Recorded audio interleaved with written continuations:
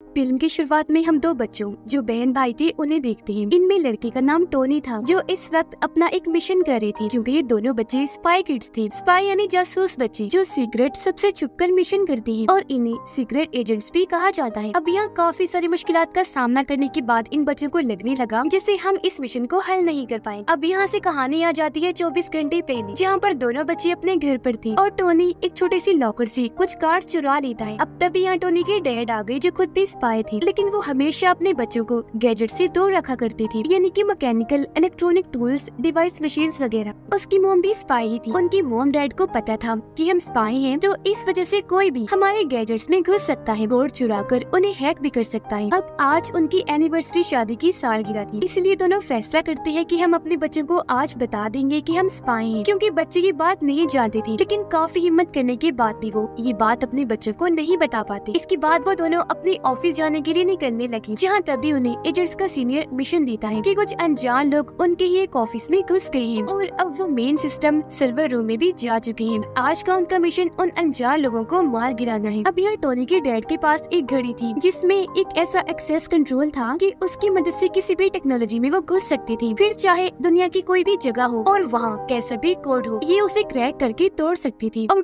Code करके बदल कर खत्म भी कर सकती थी। अब टोनी के डैड के पास जिस तरीके का खास खुफिया कोड था उसका नाम आर्मागेडन था। ये लोग स्पाई वाले रूप में वहाँ जाते हैं। अपनी महारतों से वो शानदार लड़ाई करके इन्होंने 4 लोगों को तो मार दिया, लेकिन तभी इन्हें याद आया कि ये 5 लोग थे, तो 5वां कहाँ गया। इनका ये सोचना ही था कि ऊपर से छत तोड़कर एक रोबोट वहाँ आकर गिरता है। ये रोबोट असल में या टोनी के डैड की वो घड़ी चुराने आया था जिसमें आर्मागेडन कोड था, जिसे चुराकर वो यहाँ से भाग जाता है। स्कूल में टोनी जबरदस्त मैच खेलकर जीत जाता है, जहाँ उसे हर गेम की पहली स्टेज का कंट्रोल मिल गया था, यानी जब भी कोई नई गेम आएगी उसकी पहली स्टेज को सबसे पहले टोनी खेला करेगा। अब यह टैब में टोनी सब बच्चों को किंग नाम के एक गेम मेकर से मिलवाता है जो बहुत शानदार मुश्किल गेम्स बनाया करता था। हाल ही में उसने एक बहुत ही अच्छी गेम बनाई थी जिसका नाम हाई स्कोर था। रोबोट जिसने टोनी के डैड की घड़ी चुराई थी वो उस घड़ी को किंग को लाकर दे देता है, क्योंकि ऐसा करने को उसे किंग ने ही कहा था। लेकिन अब जब किंग घड़ी को चेक करता है तो उसे पता चला कि ये घड़ी अभी अधूरी है, क्योंकि फिलहाल इसमें आर्मागेडन का आधा कोड नहीं है, बल्कि वो तो कहीं और ही है। टोनी और उसकी बहन फैसला करते हैं कि रात को 12 बजे हम गेम खेलेंगे, तो इसलिए 12 बजने से थोड़ी देर पहले ये बड़ी मुश्किल से टीवी वाले कमरे में गयी। चुपचाप वहाँ बैठकर 12 बजने का इंतजार करने लगते हैं। उधर टोनी की मोम अपने हस्बैंड को समझा रही थी कि क्योंकि घड़ी तो चुरा ली गई है, तो अब हम ऐसा करते हैं कि उसके आर्मागेडन कोड को डिलीट कर देते हैं, जिस पर उसका हस्बैंड साफ साफ मना कर देता है। और एजेंट्स का हेड जो इस वक्त वीडियो कॉल पर था उसने भी ऐसा करने से रोक दिया, क्योंकि उसका कहना था कि वो बहुत जरूरी कोड है, उसकी मदद से बहुत सारे मिशंस में मदद मिलती है। जिस पर टोनी की मोम जवाब देती है कि वो बात ठीक है, पर अगर वो कोड किसी गलत हाथों में लग गया तो वो इंसान हर टेक्नोलॉजी में घुसकर दुनिया को बर्बाद कर सकता है। कोई भी फिर आसानी इसका गलत इस्तेमाल कर सकता है। पर जब उसके हस्बैंड ने ये बात मानने से इनकार किया तो वो उन्हें बेहोश कर देती है और उनके फिंगरप्रिंट उंगलियों के निशान के जरिए कोड को डिलीट करने ही वाली थी कि तभी टोनी ने अपने घर के ही सिस्टम पर किंग के गेम को लॉग इन कर लिया, यानी चलाकर खेलना शुरू कर दिया। जिससे हुआ ये कि इस बारे में किंग को पता चल गया और उसने सिस्टम को अपने कंट्रोल में करके उस कोड को हैक कर लिया। ऐसा करने के बाद उसने सारे सिस्टम बंद कर दिए, जिससे बच्चों की गेम भी बंद हो गई। ये देखकर बच्चों ने सोचा कि शायद गेम में कोई गड़बड़ है, तो हमें यहाँ से चलना चाहिए, इसलिए वो वहाँ से अपने कमरे में आ गई। उधर तब तक टोनी की डैड को भी होश आ गई थी। उसकी मॉम कहती है कि मुझे लगता है कोड डिलीट हो गया है। तब टोनी की डैड परेशान होते हुए कहते हैं कि नहीं, कोड डिलीट नहीं हुआ बल्कि हैक हो गया है। उन्हें लगता है कि कहीं ये बच्चों का काम तो नहीं, इसलिए ये उनके कमरे में जाकर चेक करती है। लेकिन बच्चे तो तब तक सो चुके थे। अगले दिन पता चला कि आधी दुनिया की तमाम सिस्टम्स को किंग ने हैक कर लिया है, यानी कि अगर आपको किसी भी टेक्नोलॉजी को इस्तेमाल करना है या अपने सिस्टम में लॉग इन करना है तो पहले आपको किंग की बनाई हुई हाई स्कोर गेम खेलनी है, उसके पहले लेवल को पार करना है, जब भी आप ऐसा कर सकते हैं। ये चारों इस बारे में आपस में बात कर ही रही थी कि तभी किंग की गेम के कार्टून्स कैरेक्टर अपने हथियारों के साथ इनके घर में घुस गए और यहाँ हमला बोल देते हैं। पर टोनी के मोम डैड उनका सामना करने लगे। ये उन्हें किक्स करके टांग मार के गिराकर बर्बाद कर देते हैं।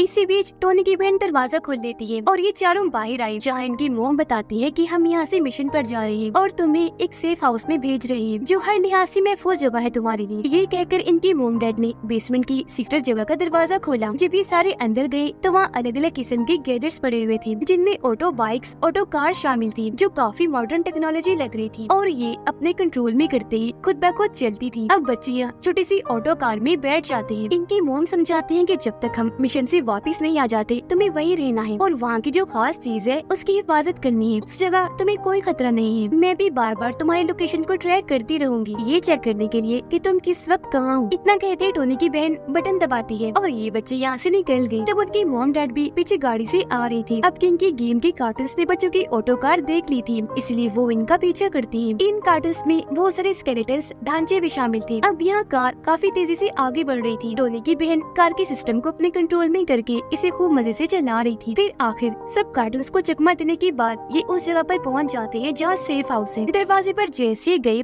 अपने नाम बताते हैं, जो बताते ही दरवाजा खुल गया। अंदर आकर ये यहाँ के अजीब नजारे को देखकर काफी दंग रह जाते हैं। यहाँ इन्हें ये बात भी पता चल गई कि हमारे मॉम डैड भी स्पाई हैं, जो बात उन्होंने आज तक छुपा के रखी, क्योंकि वहाँ इनकी मॉम की 3D वीडियो चल रही थी। ये जब और अंदर गए तो वहाँ इसी तरह की अलग अलग चीजें थी। इन्हें एक ऐसा कमरा मिला जो ट्रेनिंग रूम था। तो बच्चे यहाँ ट्रेनिंग करते हैं कि और अच्छे स्पाई वो कैसे बने। उधर टोनी की मॉम डैड को किंग ने अगवा करके अपनी ही बनाई हुई बिल्डिंग के अंदर कैद कर दिया था, जो जगह जेल जैसी थी, पर जेल में सब कुछ गेम जैसा था। यानी कि अगर आप यहाँ किसी चीज पर बैठ रहे हैं या उसे हाथ लगा रहे हैं तो वो 3D चीजों की तरह वहाँ से हिलकर आपके आसपास घूमती रहेंगी। अब तभी यहाँ उनके सामने किंग आया, जो उन्हें अपने बारे में बताते हुए कहता है तुम्हारी घड़ी मेरे पास आ तो गई और उसके अंदर आर्मागेडन कोड आधा अधूरा है और अब तुम मुझे आधा कोड बता दो, जिसके बाद मैं तुम्हें यहाँ से जाने दूंगा। पर वो दोनों इसके लिए साफ साफ मना कर देते हैं, जिस पर अब यहाँ किंग उन्हें लड़ने के लिए चैलेंज करता है। कहता है कि अगर तुम इस लड़ाई में जीत गए तो मैं तुम्हें यहाँ से जाने दूंगा, लेकिन अगर हार गए तो तुम्हें आधा कोड बताना होगा। जिसके साथ ही उनके बीच तलवारबाजी की लड़ाई शुरू हो गई। पर क्योंकि ये सारी जगह 3D की तरह हिल रही थी तो इन दोनों का उस जगह पर टिकना काफी मुश्किल हो रहा था, इसलिए ये दोनों किंग से इस लड़ाई को हार जाते हैं। अब किंग की नजर टोनी की मॉम के गले पर पड़ जाती है। उन्होंने एक नेकलेस पहना हुआ था, जिसे देखकर किंग को पता चल गया कि इनके बच्चे कहाँ हैं और जहाँ इनके बच्चे हैं आधा कोड भी वही होगा। उधर बच्चे यहाँ अलग अलग गैजेट्स को देखकर काफी खुश हो रहे थे। साथ ही यहाँ स्पाई किड्स के सूट भी मिल जाते हैं जो इन्होंने पहन भी लिए थे। अब और गैजेट्स की तलाश में इन्हें एक ऐसी किताब मिल जाती है जिसमें स्पाई किड्स के असूल लिखे हुए थे, जिनमें से एक था कि एक अच्छा स्पाई हमेशा झूठ बोलता है। पर ये बातें टोनी की बहन को पसंद नहीं आती। वो कहती है कि नहीं, झूठ बोलना गलत बात है, अच्छा स्पाई कभी भी झूठ नहीं बोल सकता। अब तभी यहाँ कुछ लोग आ गए जो असल में एजेंट्स का ग्रुप था। वो लोग यहाँ अपने बारे में हालांकि बताते भी हैं, लेकिन क्योंकि बच्चे काफी डरे हुए थे इसलिए वो दरवाजा नहीं खोलते, जिस पर एजेंट्स दरवाजा तोड़कर ही अंदर घुस आए। इसलिए दोनों बच्चे अलग अलग तरह से उन्हें परेशान करने लगे, यहाँ तक कि गैजेट की मदद से वो एजेंट्स को मारते भी हैं। पर थोड़ी ही देर में बच्चों को पता चल गया कि ये सच में एजेंट्स ये जो इन दोनों बच्चों को ही अपने साथ अपने बेस पर ले जाने के लिए आए थे। तो अब बच्चे इनके साथ बेस पर आ जाते हैं, जहाँ पर ये बाहर खड़े खास किस्म के गैजेट को देखते हैं, जो पानी में शिप की कश्ती की तरह चल भी सकता था और प्लेन की तरह हवा में उड़ भी सकता था। अब दोनों बच्चे एजेंट्स के हेड से मिले, जो इन्हें बताता है कि मैंने आप लोगों को यहाँ इसलिए बुलाया क्योंकि हम अपने सिस्टम में लॉगिन नहीं कर पा रहे। वजह ये है कि वहाँ किंग की हाई स्कोर गेम चल रही है जिसे हम पार नहीं कर पा रहे। अब बच्चे वो गेम खेलने लगे और पहले ही बार में इस लेवल को पार कर लेते हैं, जिससे सारे एजेंट्स फौरन अपने अपने सिस्टम में लॉगिन कर लेते हैं। अब तभी टोनी की बहन को याद आया कि मॉम ने कहा था कि हमें सेफ हाउस में ही रहना है क्योंकि वहाँ जरूरी चीज का हमें ख्याल रखना है। टोनी की बहन हमेशा अपने गैजेट से बातें किया करती थी और आज ये सब भी वो गैजेट को भी बता रही थी। अब तभी वो गैजेट अपने अंदर से आर्मागेडन का दूसरा हिस्सा जो कोड था वो निकाल के बाहर रख देता है और इन लोगों ने इसी चीज का ही ख्याल रखना था। उसे देखकर एजेंट्स का हेड कहता है कि तुम लोग बच्चे हो तो इसका ख्याल नहीं रख सकते, ऐसा करो तुम इसे मुझे दे दो, मैं इसकी अच्छे से हिफाजत करूंगा। लेकिन अगले ही पल किंग की गेम की कार्टून कैरेक्टर जिनमें इस बार क्रिएचर्स भी थे वो यहाँ हमला कर देते हैं। उन्होंने यहाँ तबाही मचा दी थी, हर तरफ तोड़ फोड़ करने लगे और तोड़ एजेंट्स को भी उन्होंने मारना शुरू कर दिया। बहुत सारे एजेंट्स उनका शिकार होकर मारे गए और सबसे बड़ी मुसीबत वो यहाँ से आर्मागेडन का आधा कोड भी ले जा चुके थे। ये देखकर टोनी और उसकी बहन को गुस्सा आ गया। वो सोचते हैं कि इन एजेंट्स से तो कुछ नहीं होगा, अब जो करना है हमें ही करना है। इसी के साथ दोनों बच्चे बाहर खड़े गैजेट में बैठ जाते हैं। उन्होंने पहले इसे कश्ती बनाकर पानी में चलाया, फिर प्लेन बनाकर हवा में उड़ाने लगे और उन कार्टून्स का पीछा करना शुरू कर देती हैं। जिसके बाद ये किंग के महल के पास आ गई। अब पहले तो इन्हें लग रहा था कि सामने दीवार है, पर जल्द पता चल गया कि वो 3D दीवार थी जिसे पार करके ये अंदर घुस जाते। जेल में टोनी की मॉम बार बार जेल को तोड़ने की कोशिश कर रही थी और अपने हस्बैंड को भी कह रही थी कि अगर तुमने आर्मागेडन का कोड बनाया था तो तुम इसे तोड़ भी सकते हो ना, डिकोड करके खत्म भी कर सकते हो ना, तो कर दो। जिस पर यहाँ उसके हस्बैंड बताता है कि असल बात ये है कि उस दिन जब हम मिशन पर थे तो तब मुझे आर्मागेडन का फार्मूला मिला था, मैं वो फार्मूला चुरा कर घर ले आया। मैंने काफी बार कोशिश की लेकिन कभी भी उसे पूरा नहीं कर पाया। लेकिन एक दिन टोनी कमरे में आ गया और उसने पता नहीं कैसे फार्मूले को पूरा कर दिया और ये कोड पूरा तैयार हो गया। तो इसे मैंने अकेले ने नहीं बनाया, तो फिर इसे मैं कैसे तोड़ सकता हूँ या डिकोड कर सकता हूँ। अब तभी पता चला कि टोनी की डैड ने जिसके सामने ये सब बातें की थी वो उसकी वाइफ नहीं थी बल्कि किंग था, जिसने उसकी वाइफ का रूप लेकर ये सारी बातें उगलवा ली थी। और अब वो असली वाले टोनी की मोम को यहाँ लाता है, जिसे वो यहाँ से ले गया था और कहता है कि इसका मतलब अब मुझे तुमसे कोई मतलब नहीं बल्कि तुम्हारे बच्चों से।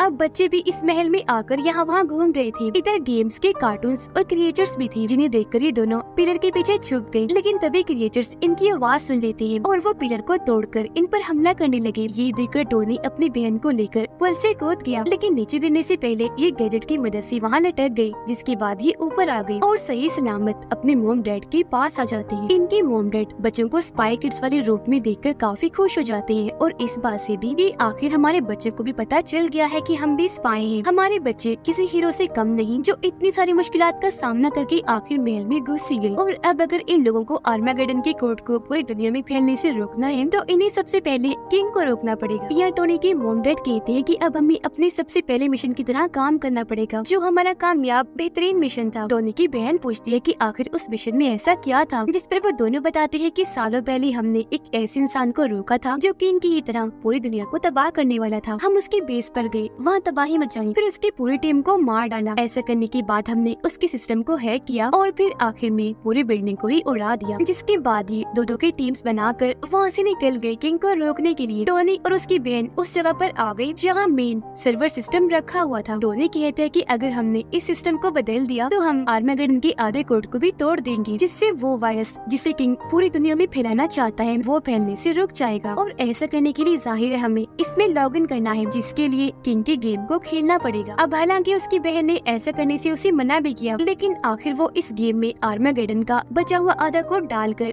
गेम में लॉग इन कर लेता है। पर ऐसा होते ही किंग इनके सामने आ गया, जो बताता है कि ये सारा मेरा प्लान था, मेरा ये बनाया हुआ ट्रैप जाल था। मैंने ही जानबूझकर वायरस को फैलाने वाली बात हर जगह पर फैलाई ताकि सब लोग डर जाएं। और अब क्योंकि टोनी ने यहाँ लॉग इन कर लिया तो अब आर्मागेडन का कोड पूरा हो गया है जो किंग चाहता था। वो ये भी बताता है कि तुम्हारे मोम डैड ने अपने पहले मिशन में जिस इंसान को मारा था वो और कोई नहीं बल्कि मेरे डैड थे, जो दुनिया में बदलाव लाना चाह रहे थे। उनका प्लान टेक्नोलॉजी को ठीक करके लोगों को सुधारना था। लेकिन तुम्हारे मोम डैड ने क्या किया, उन्होंने बजाय उन्हें मौका देने के एक तो उन्हें मार दिया, ऊपर से सब कुछ बर्बाद कर दिया। और अब मैं उसी चीज का बदला लूंगा, सच में पूरी दुनिया में वायरस फैलाकर। और अगर कोई टेक्नोलॉजी का इस्तेमाल करेगा, अपने सिस्टम में लॉग इन करेगा, तो उससे पहले मेरा हाई स्कोर गेम खेलना पड़ेगा। जो कहकर किंग अपने 3D प्लेन में यहाँ से चला गया।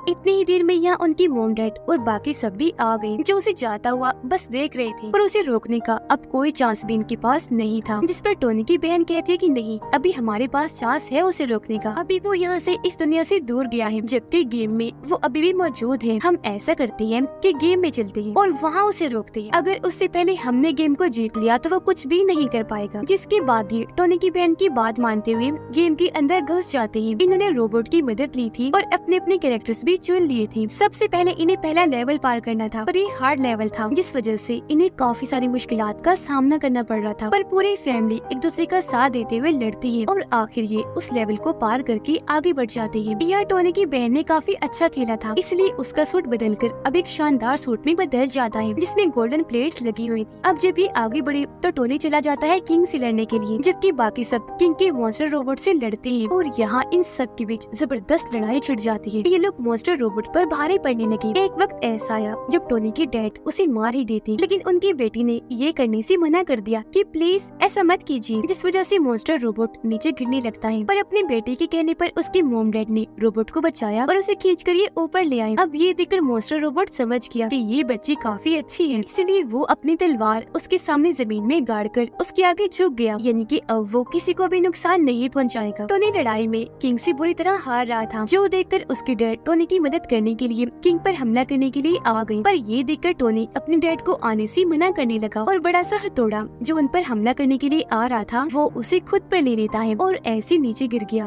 उसकी सारी ताकतें खत्म हो गई, वो तकरीबन मर ही गया था। पर तभी सबको याद आया कि टोनी ये कहकर लड़ने गया था कि मैं ईमानदारी से बगैर बेईमानी किए खेलूंगा और कोई गड़बड़ नहीं करूंगा। उसकी इस ईमानदारी की वजह से वो दोबारा ठीक हो गया, क्योंकि गेम का असली असूल यही था, ईमानदारी। उसे अब एक नया चांस और एक नई ताकत मिल गई थी, जिसका इस्तेमाल करके वो आखिर यहाँ किंग को हरा देता है। अब इससे यहाँ किंग को भी ये एहसास हुआ कि मुझे ऐसी गलती नहीं करनी चाहिए थी और हर जगह गलत चीजें ही नहीं फैलानी चाहिए, क्योंकि बुराई ज्यादा देर तक नहीं रहती। इसलिए वो इस वायरस को जो पूरी दुनिया में फैलने वाला था रोक देता है, जिसके बाद ये सारे के सारे गेम्स की दुनिया से निकलकर असली दुनिया में वापिस आ जाते हैं। तभी यहाँ एजेंट्स की टीम आकर किंग को गिरफ्तार करने की कोशिश करती है, पर ये देखकर टोनी और उसकी बहन एजेंट्स को ऐसा करने से रोक देते हैं और कहने लगे कि इसे हमने पकड़ा है और अब हम ही ये फैसला करेंगे कि इसका क्या करना है। टोनी की बहन कहती है कि हमें इसे छोड़ देना चाहिए, क्योंकि अब इसे गलती का एहसास हो गया है और हो सकता है कि ये और सुधर जाए, बाकियों को भी सुधार दे। जिसके साथ यहाँ ये फैसला हुआ कि किंग को वापस उसके गेम के अंदर ही भेज दिया जाएगा और अब से टोनी और उसकी बहन भी एजेंट्स की टीम का हिस्सा है। वो अब आखिरकार स्पाई किड्स के लिए चुन लिए गए हैं और इसी के साथ इस फिल्म की कहानी भी यहीं पर खत्म हो जाती है।